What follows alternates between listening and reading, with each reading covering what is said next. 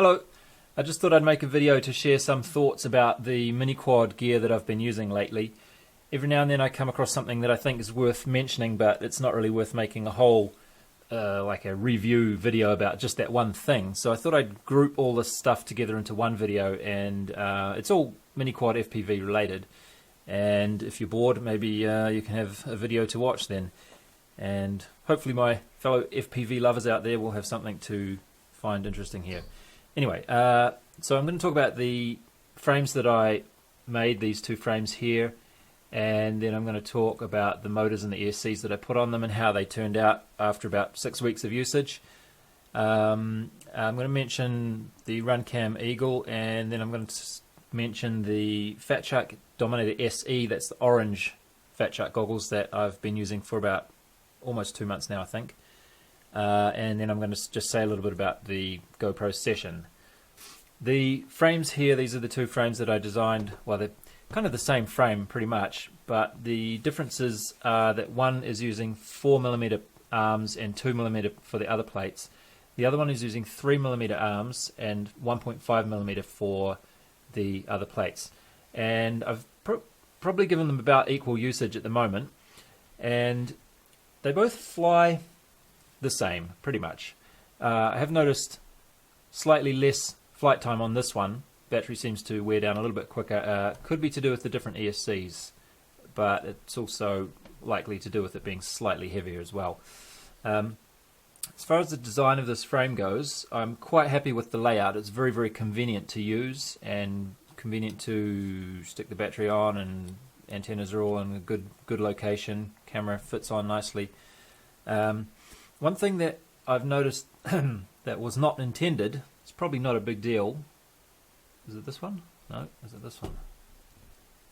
Not even sure if you'll really be able to see it in this video, but it's a little bit easier to see in person. But the bottom of the quad seems to have developed a bit of a bow to it, so it sort of goes down and then up again.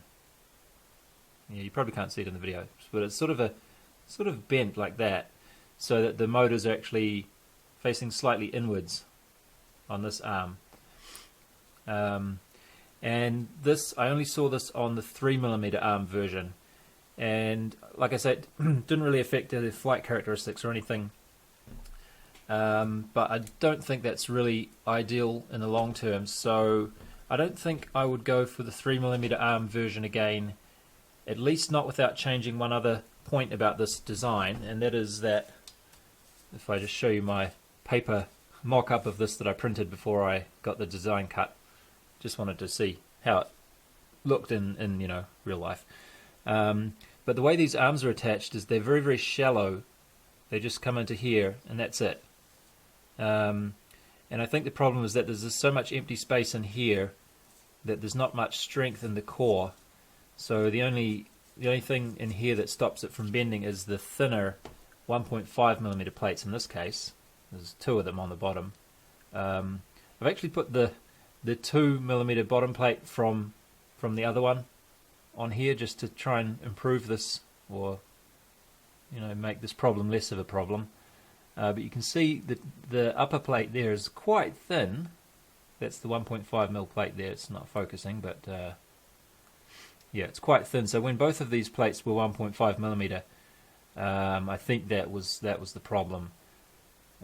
So it's maybe that's why we can't see it bent so much at the moment. But anyway, so I don't think I would go for this thin plate too much in the future. But not a huge problem. Although that may have also been contributing to some jello that I've been seeing. When I was flying this frame, I went through quite a few different types of props. I'd fly a couple of batteries with these props and then fly a couple of batteries with other props, and some of them were better than others, but I never really got rid of the jello all that much.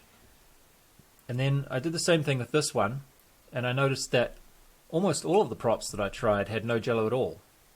So I'm thinking that also it could be a nice effect of having a much more rigid frame, that you get less jello as well. Hopefully, I don't know. So I don't think I'd go for a 3mm 1.5mm frame in the future. that's the verdict on that one. What else? Not too much to say, I guess. Alright, you'll notice, or you may have noticed when I was holding this up, that I'm using Racer Star motor on this quad. Focus, damn it. So that's the Racer Star 2205, and they perform fairly well. Have no complaints, but actually over here I'm not using them. So this was part of my quest to reduce the jello. This is the DIS SE 2205, and all of the other motors on here are using that. So I've got 3 of one motor type and 1 of the other. Partially I did this just to see if there would be any problems, and there's no problems whatsoever with having different motors on there, as long as they're all the same kind of spec. You know, they're 2300 kV, 2205, all of them, and that hasn't been an issue at all. But the reason I did that is I noticed that when I just turned the quad and just armed it and let the prop spin at idle, some of the motors, this one in particular, I think it was this one, you could visibly see the prop. If you looked at the prop from the side while it was spinning like that, you could see that there were 2 tips. So when it's spinning, if you could imagine, there was a tip there and a tip there, and it was quite clearly, it was a brand new set of props too, so it wasn't the fault of the props. I think it was the fault of the motor, or the bearings or something that just wasn't quite aligned properly in here. And I'm not sure if it was like that out of the box or it got that way after a few crashes or what, but I think it was this motor. And it just, I think this was causing some jello as well. So what I did was, I thought I would switch back to the DYS motors, which were performing quite well without jello, except for one of them, which I stripped out the. They have a nice little screw in the bottom that you can undo to take the motor bell off very easily, but it strips out very easily too, that screw, I found. So unfortunately I couldn't tighten down the 4th of my DYS motors to enough to keep the bell secure, so that's why I'm using the Racer Star on here. And the other problem with these Racer Star motors was that 2 of them were counterclockwise threads, which means that I had to use the crappy aluminium nuts that came with them. Well, these are the only ones I had that were counterclockwise 5mm lock nuts, and I really don't like these nuts at all. They're not very good. So I wanted to make sure I had all the motors clockwise so I could use regular lock nuts. So yeah, apart from what I'm guessing is a little bit of an issue with the bearings with that one motor, these motors for the $7.50 or whatever I paid for them have been very, very good. I also thought it was a bit odd, or a bit weird, that they've painted up on the thread like that, so after you use it a while it sort of grinds the paint off. It's a bit sort of sloppy looking, but Racer Star have come out with the BR2205S, which just arrived yesterday. I haven't done anything with these yet, but I'm quite keen to give these a try. And they have improved a couple of the points that I have noticed. Maybe other people have noticed and pointed this out to them as well. But one is that the new motors, they now have a normal unpainted and actually hollow shaft as well thread on the motor shaft, so it's quite nice. And I got them separately instead of getting a set of 4 this time, so I got them as all clockwise right from the beginning, so I don't have to use these shitty nuts that they come with. Have they improved these nuts as well? Wait a minute.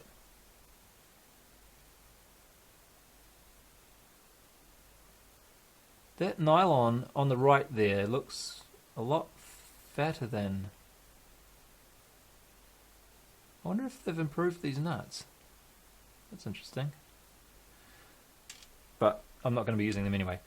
And the other thing that they've done is, instead of having a very flat area on top here, they've given some serrated surface to help your prop stick on there. See, the old ones, or the original ones, were just a very, very smooth, sort of not very sticky surface, which is probably not the best. I didn't have any problems with it though, but this is obviously a nicer way to do it. And they're still only $8, these ones, the new ones, I think. $7.80 or something pretty cheap. Or was it $8.99? I forget, sorry. But less than $10 anyway. They feel quite nice. So that'll be going on next when whenever something goes wrong, I'll switch over to these motors, and I'm quite looking forward to trying them out. Right, ESCs. So on this quad, I've been using the Racer Star, fairly cheapy, about $9. I think you can just see one in there. 20 amp BL Heli S ESCs, and they've been performing very, very well. No complaints whatsoever, and they are actually a little bit sort of smoother sounding. And I notice this a lot when I'm directly switching from one to quad to the other, right directly after each other. And I can't see any ESCs here, but the ESCs that I'm using on here are the Hobbywing X-Rotor Micro Mini or something, 30 amp, I think, 30 amp, yeah, ESCs. And I have to say I haven't been really impressed with these, especially considering they cost quite a bit more than those ones. I mentioned in my build video that I had huge problems trying to solder onto them, and I've had multiple crashes due to the fact that a lot of the joints that I had on the solder pads here were cold solder joints, and after a while they just sort of loosened up and I'd get twitching motors and crash and stuff like that. So I pulled them all off. Fortunately, that was quite easy, because all we had to do to get them off is just wiggle the wire a bit, and the cold solder would break. And I took the advice of somebody that commented on my build video, and I just took my craft knife and gave them a good old scrape. And it's almost like there's some kind of a glue or it's almost like a heat shrink kind of a thing that you can scrape off, and then the solder will stick on there fairly nice. That's not the only problem I've had with these. By the way, I noticed, I think on the Banggood listing, it says something about they've put a coating on here to make the ESC waterproof. So I'm just wondering if that coating that they put on it to do that extended down onto the solder pads where it shouldn't. Maybe that's what that was. Okay, so the other problem I had with these ESCs was that one of them fried itself. And it wasn't a crash, so it wasn't just while it was flying along or you know, just from getting too hot on its own accord. It may have been a physical impact as it hit a branch of a tree. I don't know, but I was a little surprised still to see that it burnt out. So here's a little bit of video of that.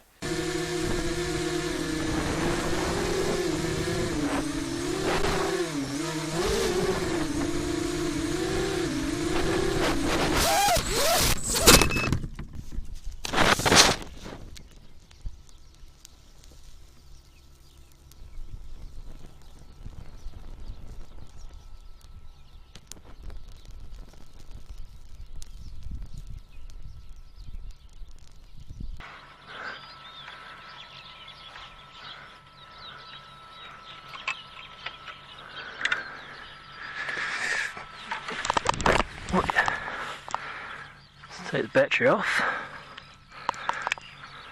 and whoa, there we go, look at that, boom, that ESC is finished.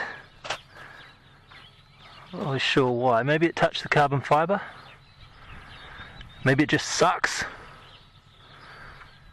So I guess I won't be flying this one for a while. That's why we have a spare, isn't it?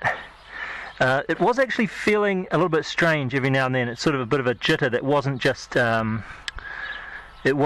bad tuning or anything. It was actually one of the motors felt like it just briefly stopped for a second or so. Well, not a second, but you know, a fraction of a second. So maybe it was this starting to go. Not sure if I'll buy these ESCs again, to be honest, because these are the ones that were giving me so much trouble with these pads not being able to solder properly. Oh, here we go, look at that. That was loose. Oh, I wonder if this came loose and touched on there.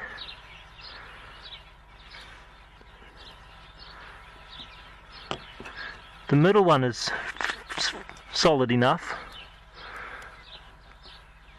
but the one over here is loose as well. Look at that. Man, it took me ages to get these anywhere near attached. No, this one's going to come off too. Look, ha! Jeez, amazing, it was flying.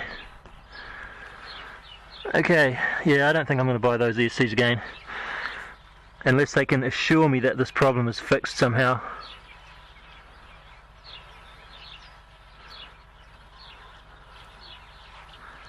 So what I have on here at the moment is 3 ESCs that are the Hobbywing X-Rotor 30 amp, that the one that burnt out, same as the one that burnt out rather. And then to replace the one that burnt out, I ordered one that's the same as those, but in the meantime I took one of these ESCs off this quad. These are DYS, come on, one of those, and again this was a little bit of an experiment to see if there was going to be any problems with using different types of ESCs, and they're perfectly fine. I've been flying this one a lot with these 3 ESCs of one kind and this ESC of a different kind.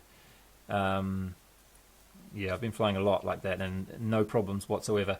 So again, I think you have to get the specs of the ESCs right. Like, if you wouldn't want to have a 30C and the rest of them like 10 amp ESCs or something like that. So you want to get sort of, you know, similar specs, and I think I made sure that they were also running the same version of BL Heli as well. These ESCs are not BL Heli S, they're just regular BL Heli. So yeah, no problems with mixing and matching motors, no problems with mixing and matching ESCs. So that's quite nice to know, because in future if I break a motor or another ESC burns out or something, I'll know that I can just reach into my my graveyard of other quads and maybe find something in there that's going to work, and I don't have to wait to buy and order and wait for the mail to arrive for the exact same type of ESC to keep going. Oh, just back on the topic of motors again. The motors I have on this quad are the Hobbywing X-Rotor 2205. I think that's all. Yeah, that's all they have as far as names go. And I don't have any problems with these motors as far as functioning, you know, flying the quad. They're fine. But I do have a bit of a problem with the way they've set up these threads on the motor shaft. So you see on the Racer Star motor, let me just focus this. The thread comes down to about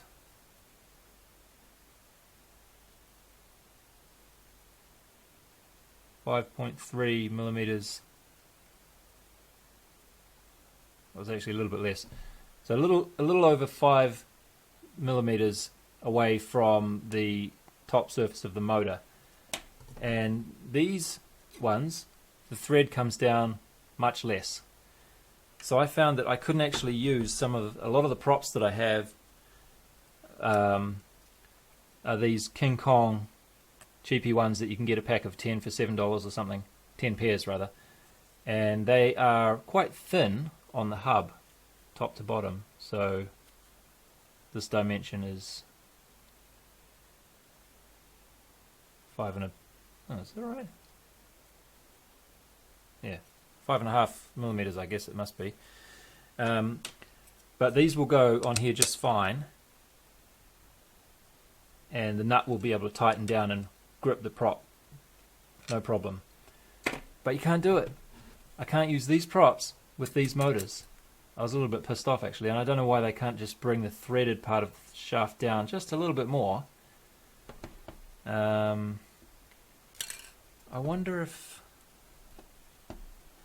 maybe I was using the wrong type of nuts. I did notice that the nuts that come with the motor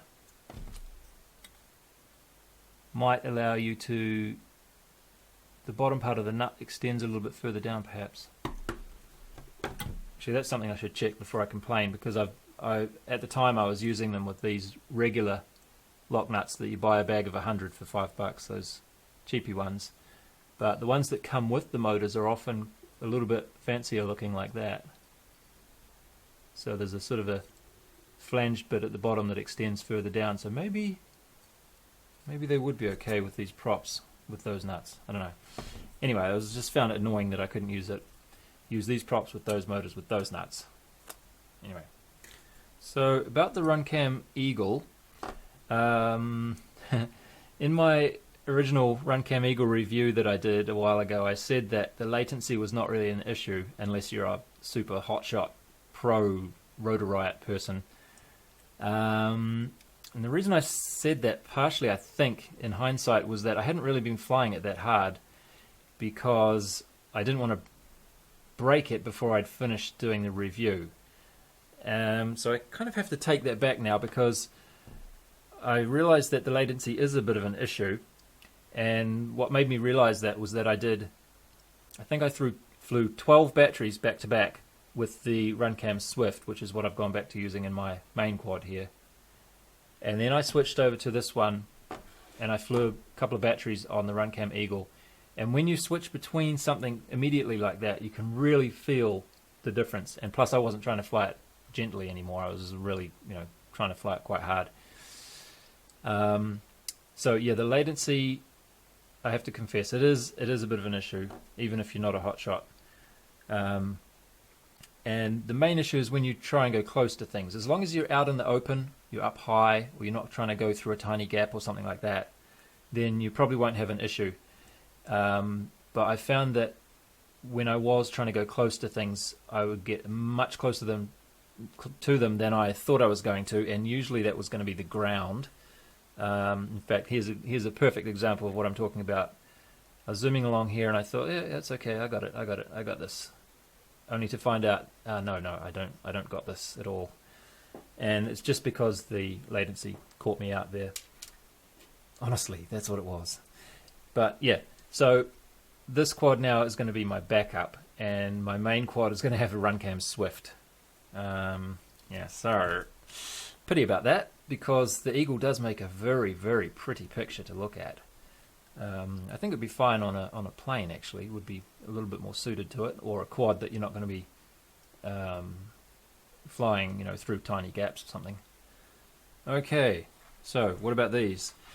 Wasn't really intending to get these, actually. What happened is I bought some of those really cheap Earcheen EV008, I think they are. It's like a face box kind of a thing, and I thought I'd give them a try. And they got stuck in Banggood's coming soon queue, and they just didn't turn up for about 2 months. So in the meantime, I got impatient and I bought these because they were exactly what I'd wanted in a set of goggles if I was going to get fatsharks at all. I wasn't really too interested in getting the super HD stuff like the 800 pixels or anything that does fancy HDMI or anything like that. What I did want, though, was a DVR, if possible, and I also thought it was really nice that this set comes with the antenna and the receiver as well. So everything was in the box. You didn't need to go out and buy a receiver or an antenna afterwards. Yeah. So my first impression of these was that I didn't really like, when I put them on, this is coming from a face box. Previously I was using the Quantum V2 face box kind of goggles, and my first few usages of them, I didn't like the way that when you look to the left or the right, the other side of the screen kind of goes dark, like it sort of blacks out somehow. So if you're looking straight ahead, it's fine. And if you look to the left, the right side of the screen goes all black. Not completely black, but it just sort of goes a bit blurry and sort of darkens somehow. And I was really annoyed, and I thought, oh, damn it, I can't, I'm just going to have to sell these because I can't use them. But due to their extreme convenience of use compared to the Facebox, I mean, you can just prop these up on your forehead, and I've actually caught myself looking for them a couple of times. I thought, where the hell are my goggles? Only to realize that they're actually on my forehead. So I'm walking around with them on, and it's just so great to have your hands completely free, and being able to just balance them on your head like that, and they're nice and light and compact and everything. So because of that, I stuck with them, and I used them, you know, maybe 7 or 8 batteries. And then after a while, I began to forget about the way that when you look to the side, the other side of the screen goes black. And these days, I don't notice it. So, not sure what that was all about. And I haven't heard a lot of other people saying it. They've experienced that. My friend Sean in Japan got some of these about the same time as me. And he said they were just perfect. Right from the first time he used them. Absolutely no complaints whatsoever about the picture, and everything was just crystal clear and wonderful. So I didn't quite experience that right to begin with, but I don't know. I should probably mention that my eyes may not be quite normal as far as eyes go. I used to be very, very short-sighted. Well, technically I still am. And I used to wear big, thick glasses or contact lenses. But then I had an operation to insert contact lenses inside my eyes. Like, yes, this is actually a real thing. Like, you get implanted contact lenses, intraocular lenses, I think they're called. And just in case you don't believe me, here's when I did this operation. It was a bloody expensive operation too, by the way, but it was worth it.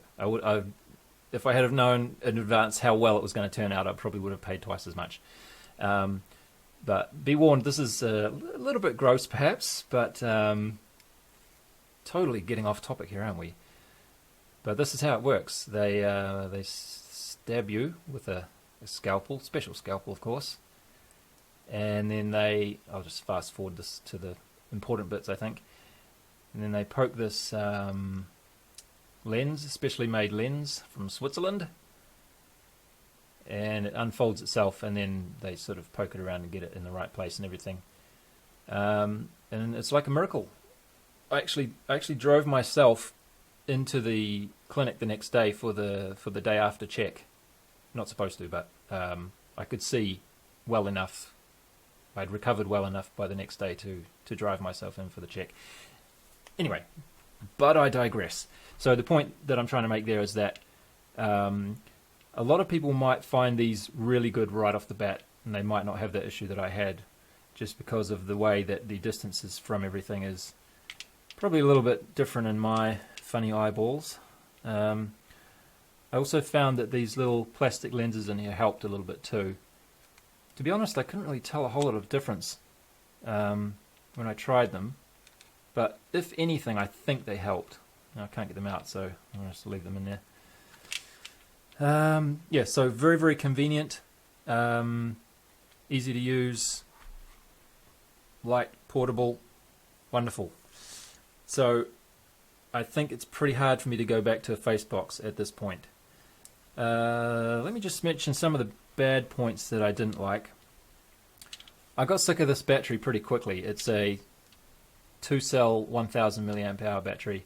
It's got a nice thing on here where you can see how well charged it is, but it goes flat real quick. I think I managed to fly maybe six or 8 batteries or something one time.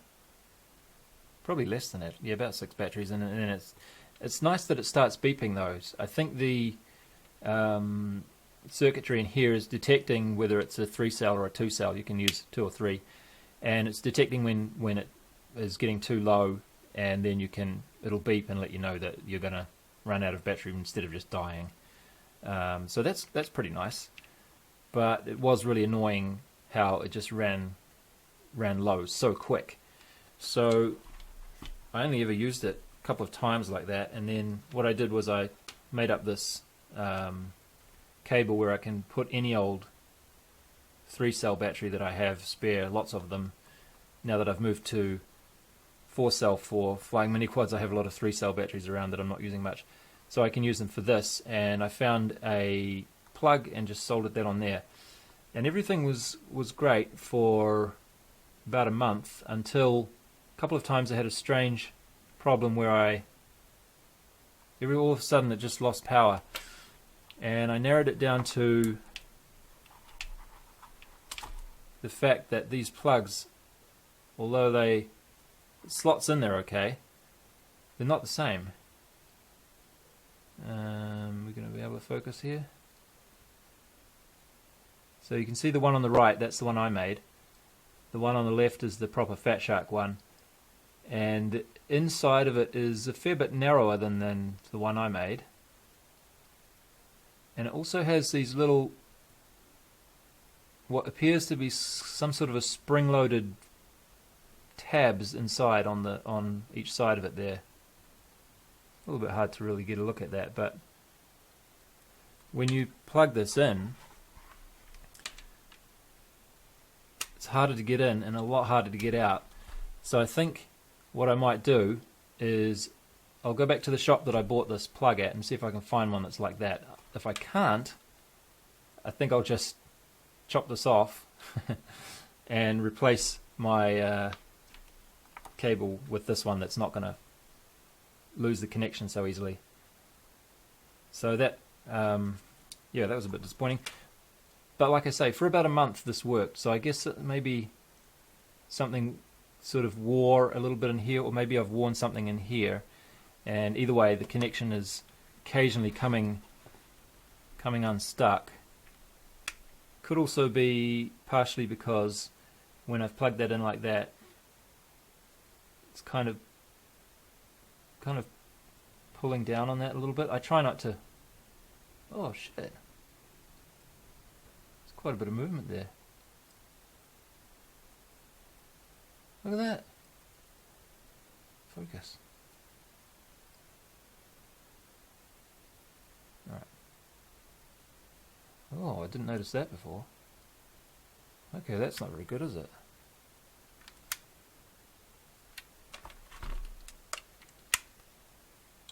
Oh yeah, this one moves too, but Oh, did you see that? Yeah, apparently this DVR, that's the next thing I was going to talk about actually. The light comes on once to check what's going on with the SD card, to see if there's a card in there or not. And then it goes off, and then you got to go hold that down and it will turn on. So the DVR is not on all the time. And now a single press will give you one beep. A short press, I mean. Short press will give you one beep, and then it'll start recording, so it's flashing. And then another short press will give you two beeps, and it will stop recording. But I found that it's very easy to get it into a state where it gets confused and it never records again. And one way to do that is by, you turn it on and then you give it a long press before it's finished doing that boot up part. So if I give it a long press now, another long press. Oh no, that works. Huh.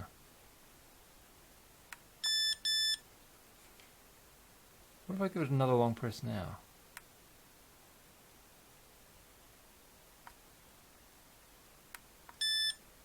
What?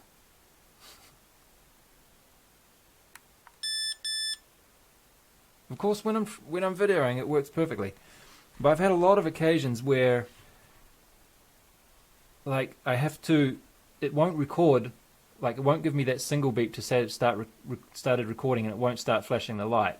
The only way I can get it to do it is to reset the whole thing and start from the beginning by unplugging and plugging in again. that happens a lot. And I've also had more than one occasion where I've been flying the plane and I've had these up on my forehead and I launch the plane line of sight and then I go like this when I put my goggles down onto my eyes and I push this button and stop recording. That's my fault, of course, but maybe if I did it with my left hand it'd be alright, I suppose. Okay, so that's a small issue, really. It's really nice to have a DVR in there. The other problem that I've had with this, or one thing I don't like too much, which is again not a huge deal, is that changing the band is a real pain in the ass. You can change the channel quite easily on here. Just push this button. That's no problem. But to change the band, you have to take this off and then get into this bit with something.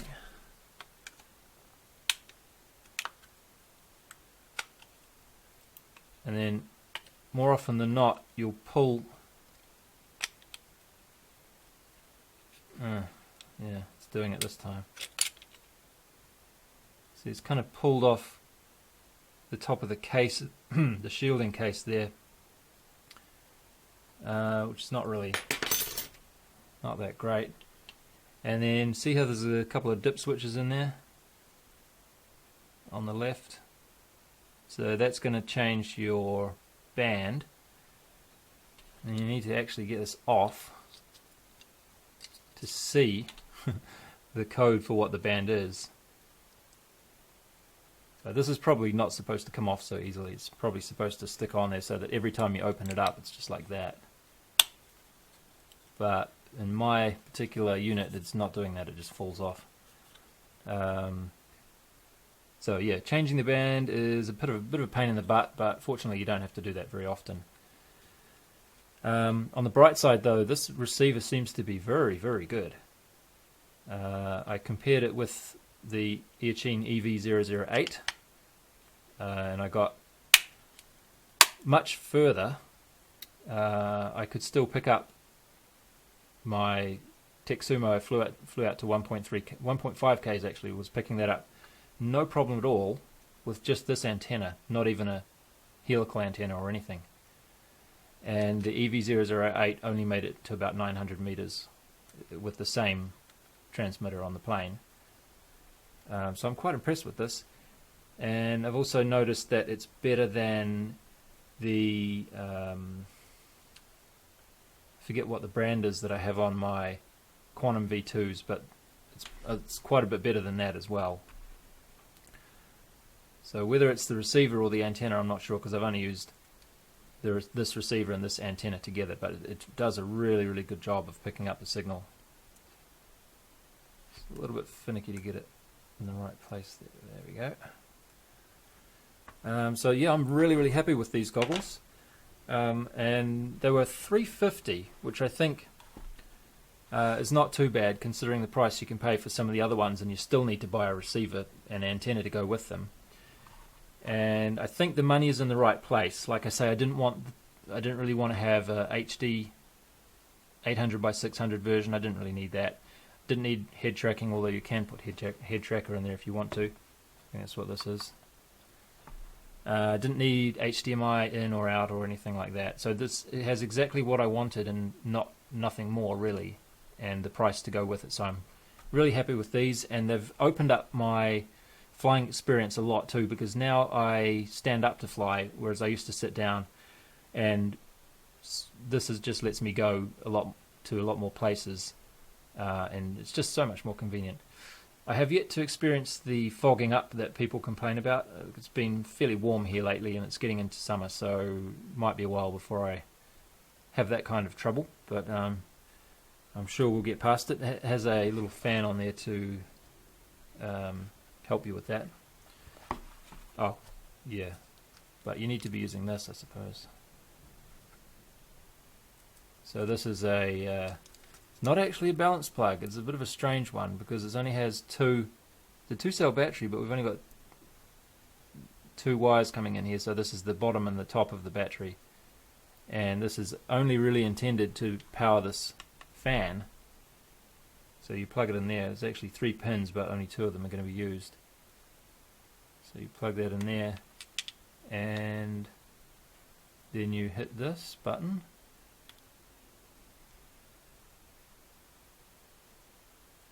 I don't know if you can hear that, but it's super, super quiet. I thought it wasn't going for a while at first, but it is actually running. So it's completely separate to the rest of the circuitry, I think, because I don't have it. I don't have the main part of it powered up here, of course. So I guess as long as you can figure out a plug, yeah, as long as you can figure out a 2-cell balance plug to replicate this with your own, whatever kind of battery you make up for yourself, you should still be able to power that fan without any trouble. It's a bit of a strange thing though, because even though this is a 2-cell battery, without a proper balance plug, you can't balance the cells in there properly, right? You just have to charge it as if it was a single-cell battery and hope that the cells stay balanced. So yeah, it's a bit strange, but I do like using this for the portability. It's not heavy at all. It's really, really light, but I just don't like the fact that it goes flat so quickly. Okay, so the last thing I wanted to talk about was this GoPro session. And this has turned out to be quite a nice little camera. The video quality you get from it's not really anything amazing. It's sort of pretty similar to the Xiaomi Yi. Better than the Mobius, I think. Probably about the same as the runcam 2. Similar to the Xiaomi Yi 2. It didn't really amaze me or anything, but the audio quality is a lot nicer. Well, the quality is similar, but it has much better adjusting of the volume that it's recording, so that it doesn't it doesn't do clipping of the audio when the sound gets too loud. So that's really nice. It means that if you are going to upload a video to YouTube, you don't have to change the volume too much. If you want to talk to the camera in a normal conversation level of audio, and then you want to fly the quad, you're not going to have to cut that video and change the volume in each part, because it's just going to sort of adjust it itself. It's really, really nice like that, and it actually sounds a bit better for it too. You don't have as much kind of noise. You have a bit more of a zzz noise. It just sort of sounds a little bit more pleasant to listen to. So that's really nice. The battery lasts pretty well. Actually, one of the reasons I got this was I saw that video that Mr. Steele made a while ago, and he said he changed all his quads to these, and I thought, wow, they must be good. So I thought I'd check one out. And he said the battery lasts for ages, and I can't really disagree. I have yet to go through the battery. I think I flew 10 batteries in a row the other day. Went to the motocross track again. That's lots of fun, that place. And I flew 10 batteries, and still camera was still going. So I really don't know how long it would last. But it's a good thing it does last for a while, because you can't change the battery on this one. Well, I suppose you could if you really, really wanted to. But the way I've mounted it here, it's very, very convenient. The button to start and stop it is on the top, but because this is kind of soft, you can just push through it, and that will start recording like that. Oh, there's no card in there, so it stops. But I mean, yeah, you just push through there. There is a little OLED screen on the top to show you what mode it's in, but you don't really need to look at that once you've set the mode to whatever it is you want. It's nice that there's an LED on the front, like we just saw, and also on the back down here. So pretty much whatever angle you're looking at it from, you can see that it's recording or not, which is a really nice feature. I don't know if that's what they intended, probably was, but I've noticed a few times that when I'm flying, I'll forget whether I've turned my camera on or not, so I'll have to go over and look at it before I launch again. And if you can just look at it from pretty much any angle and see whether it's on or not, that's really helpful. The way I've mounted it here ended up being very, very convenient too, because the way the SD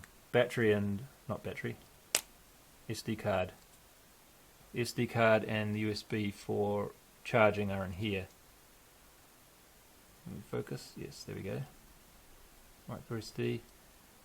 And there's a sort of a rubbery seal thing here, because this is supposed to be waterproof to 10 meters, they say. So it has a very nice feel to it too when you close it down and when you open it up. I have to admit, it does have a little bit more of a quality, like fit and finish is over and above the Xiaomi Yi and the runcam. It's sort of, a lot of it, the main frame part here is metallic as well, so it definitely does feel like more of a quality product than those other cameras, which is good because it costs more. So the way I've ended up mounting it here, I wasn't sure how I was going to do this. I saw Steele has put a strap around, sideways around on his ones, at least on his normal GoPro ones.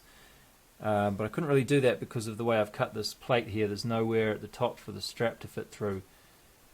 So that's something to think about for next time. Maybe leave a bit of a gap here so that you can fit a Velcro strap around it sideways like that. But I fished around in my box of straps and things, and I realized that I had a couple of these sitting around, and I got these with the HackRC 3-axis gimbal that I have on my big quad, and I'd never really used it. It's supposed to be to go around a GoPro like that, but I've just been using double-sided tape to stick it to the bottom of the gimbal, and it works fine.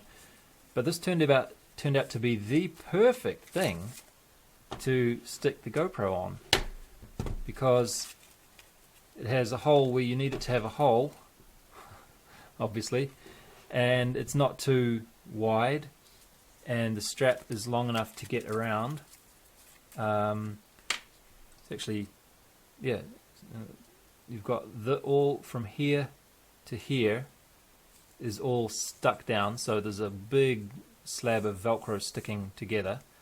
Yeah, so I was really happy when I discovered that I had that. It sits on there pretty good. I haven't had any super huge crashes, but I think it should be okay, even though the only way it's being held in sideways is by sticky. Let's see if I can show you. Haven't actually taken this off for a while, but let's have a look at it.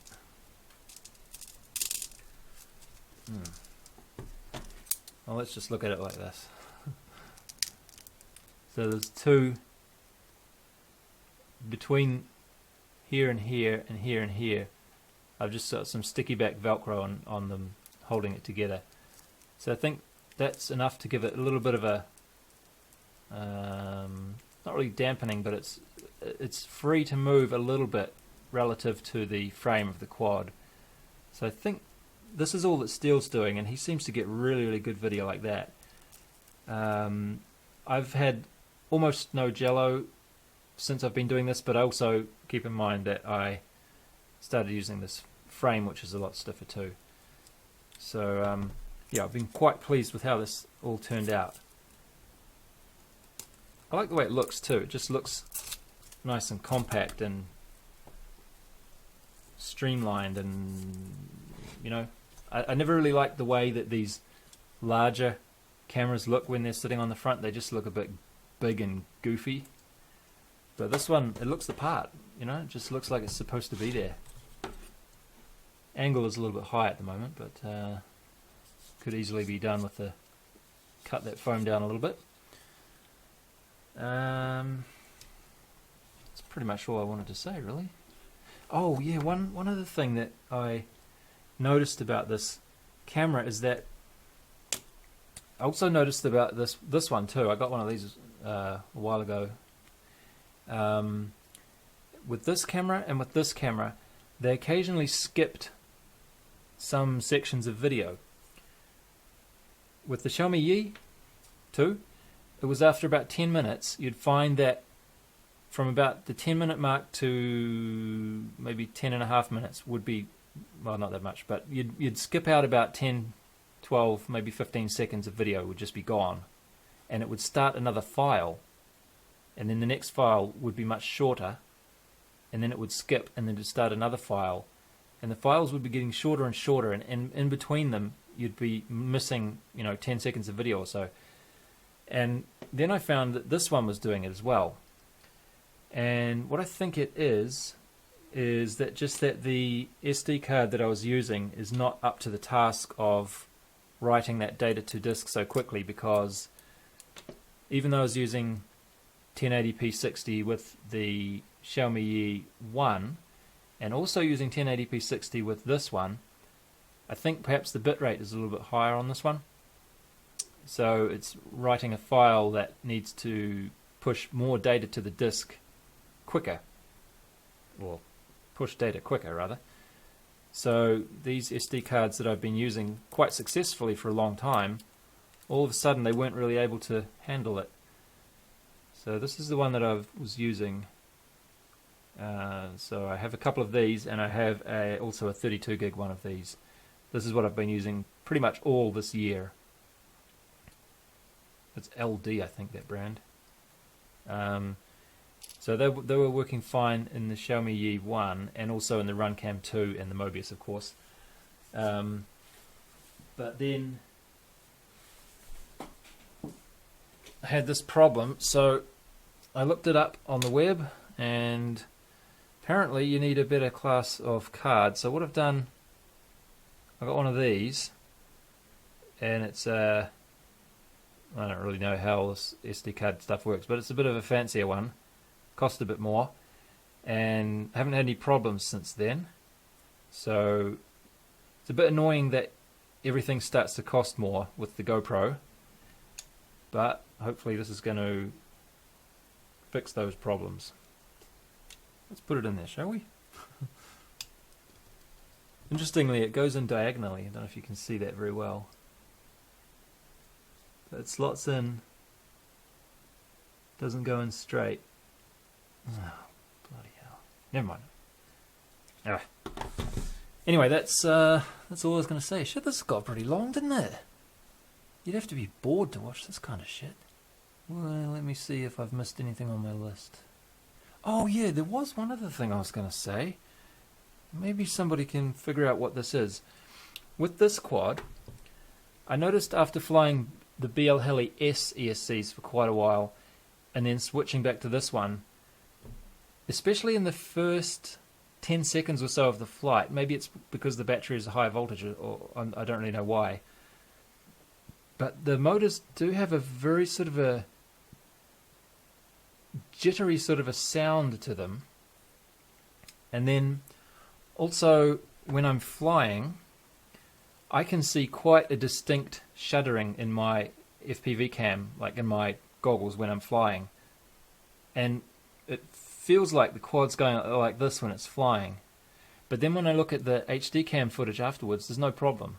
Nothing's really shuddering or anything.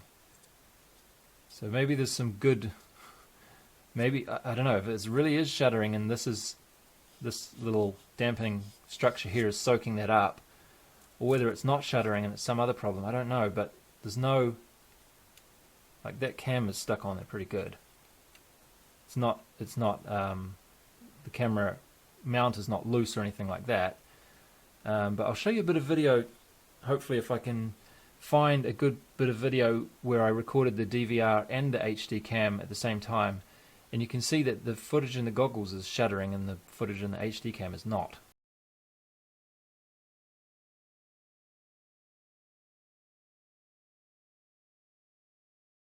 Oh yeah, I just remembered the other thing I was going to mention. This is the last thing, I promise.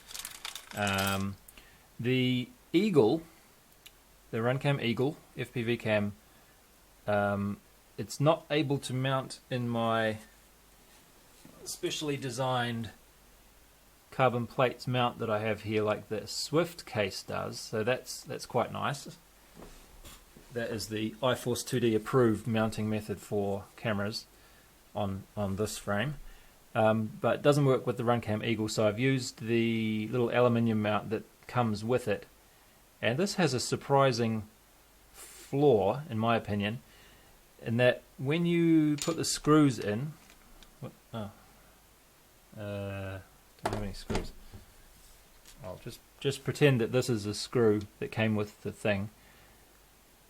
So to attach it to the frame, you've got to put that through here like that. Of course, it doesn't go through because it's too big. But then you get the head of the screw sticking up above it like that, don't you? Obviously. And then here's the annoying part. Can I? There's not enough clearance to swing the camera around. It's going to hit on those screws. It's a little tricky to point out, but so the head of the screw is going to be here. The bottom of the camera, as you can see, is the corner is going to come there. They hit into each other. So right about the angle that I wanted to have, which was 25 degrees or so, I can't use it. Camera. The camera likes my fingers. Look at that. Now we can look at this. All right.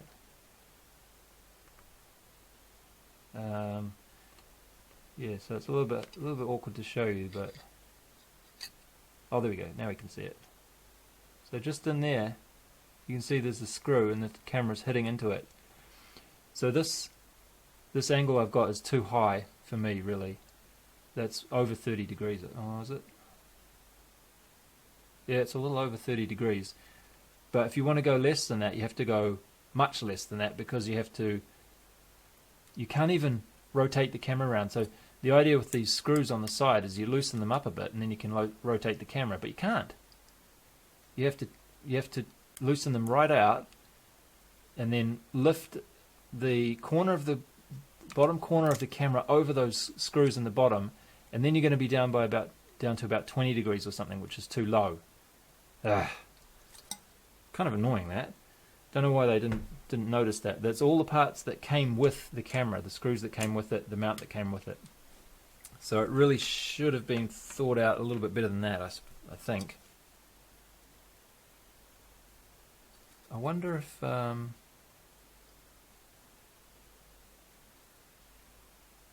you could mount the swivel part on there and the other part on there, I suppose. I wonder if that would clear it. Maybe that's what you're supposed to do.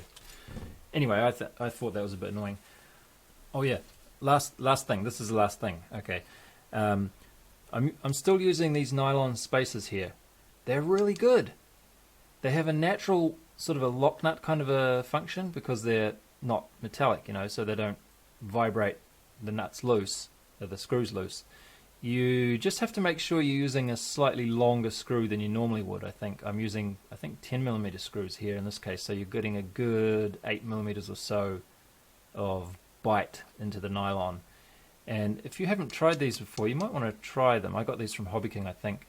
You can buy a pack of 10 in various lengths, like 10, 15, 25, 30, 35, whatever. I'm using 30mm here.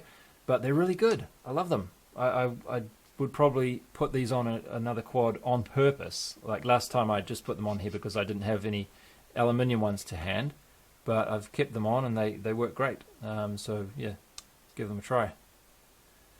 Oh, yeah, and what I was saying before about this, if you switch these holes around so that, or you turn this aluminium frame that way, you can actually avoid having the screws hitting on the bottom of the camera as it swings around. But in my case, that would make it too high for me to put under, in this case, the 30mm space. So if you had a 37mm space or something maybe a bit more typical, then you probably could swing this runcam around without any issues. Okay, finished. Thanks for watching. Bye.